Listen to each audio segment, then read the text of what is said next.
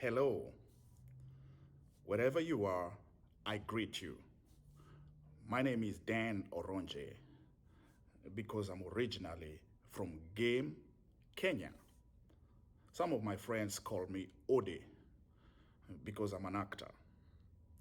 Others call me Dan Orange because I'm also a businessman now living in the USA. This July will mark 35 years of practicing as a registered occupational therapist. Yes, for these few years, I've been in a profession that seeks to retrain anyone afflicted or limited by disease or injury to overcome them and return to purposeful or gainful activity. But today I'm not here to talk about art or medical rehabilitation. Today, I want to talk about business and the infrastructure that enables the enterprise. And when I am done, I am hoping I shall have convinced you to join my global merchants platform. It's all right. I understand you are busy, so I'll get straight to the point. But before I do, please allow me to ask you to subscribe to this channel. Click the like button and like this presentation and copy and share this link with others because I'd like many people to view my message. Thank you. So, how and why do I want you to join the Global Merchants Platform? And what is the Global Merchants Platform anyway? It's all right. Here are three reasons.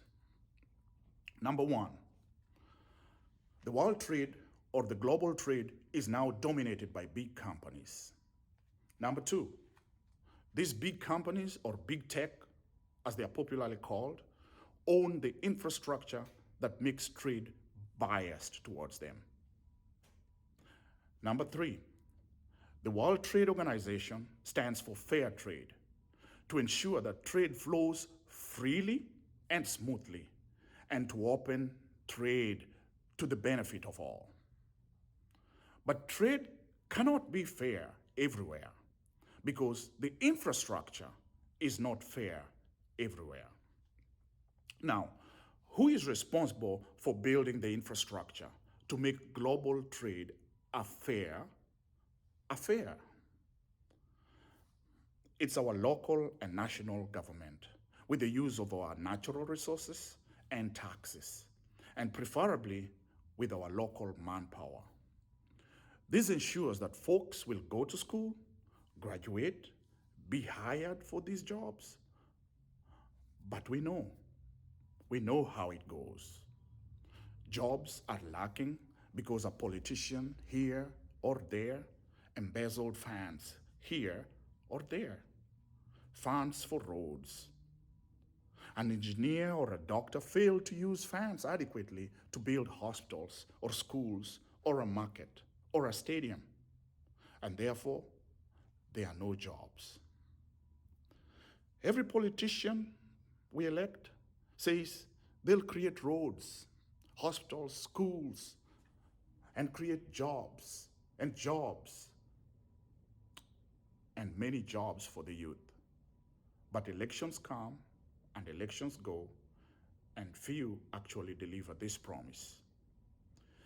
Yet, in the advent of a pandemic, we have learned that roads, hospitals, schools, or stadiums are not the only infrastructure that is needed to create jobs.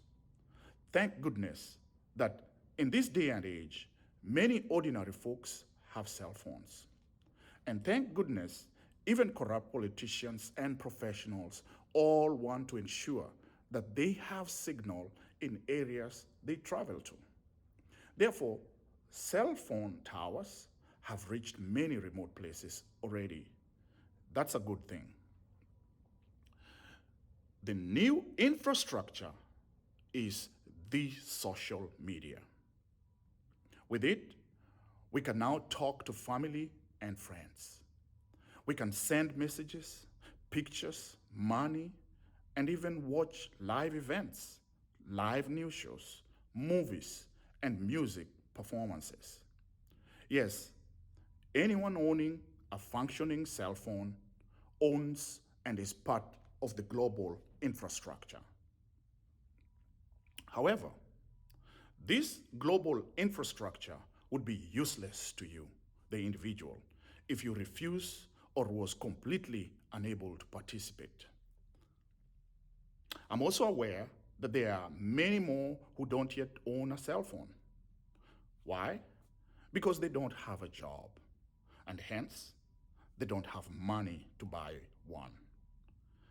They can't sell much locally because they lack the funds to become industrious, to produce more, to farm, to create art, or to produce products, or rent out their small real estate they invested in to a regional or a foreign tourist. Be that as it may, I don't know where you're watching this video presentation from, but wherever you are, I'd like to ask you these questions as an individual, good citizen of your country. When was the last time you bought or sold a product online?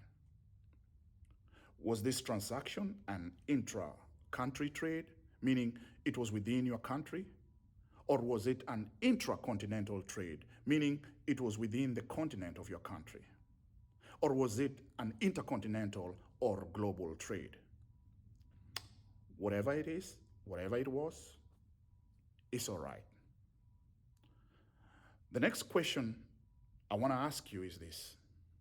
If you sold a product, did you make good profit to benefit you and your family or community or village or town? If you bought a product, to whom did you surrender part of the money you would have otherwise made had you just sold the product by your roadside or at a local market? Was it eBay? Was it Amazon? Was it Facebook? Now, don't get me wrong. I am not anti-big tech and corporations. It's all right. They can make their money. What I'm asking you is this. When we give so much only to these big tech companies that do not reinvest in our communities, are we really making a fair trade? Are we trading, or are we being traded in a whole new way at a different level? Would you rather buy from billionaires or directly from a merchant trying to uplift their family from poverty?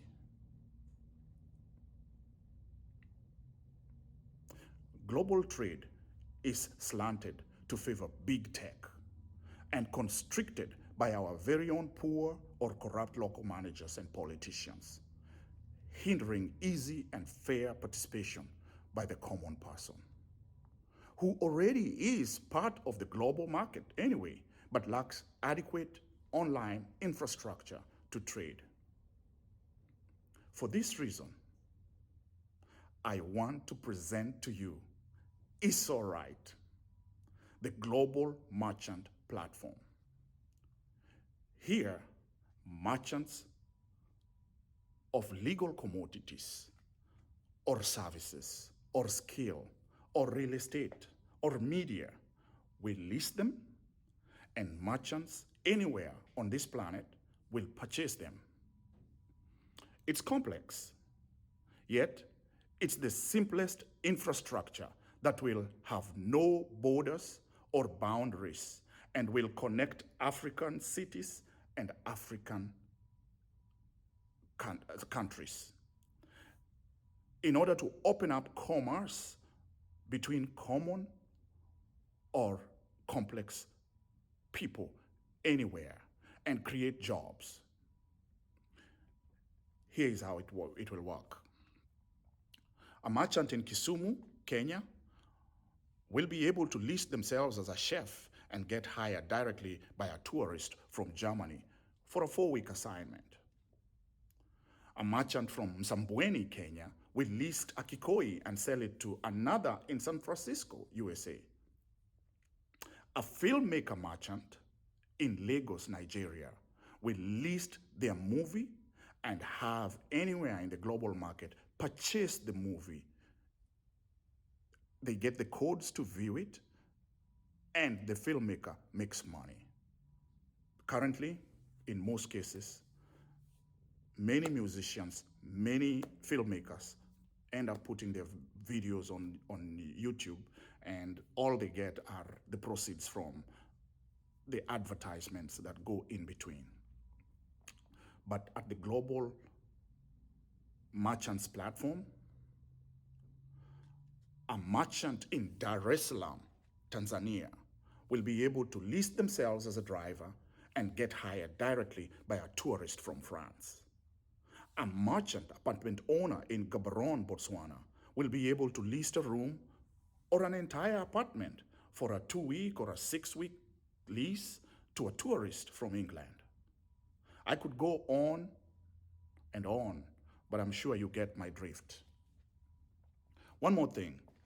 Global trade is headed in the direction of creating generational wealth in cryptocurrency. How soon is a common man in Africa going to catch up with this when he doesn't even have a job or a means to turn his skill or goods into the money we know today? Here is the good part. At iSoriTe, the global merchants platform, a merchant could wager or create requisition and get reciprocation for an exchange of their product or skill for a different product or skill. Does that sound complicated? Well, this used to be called barter trade.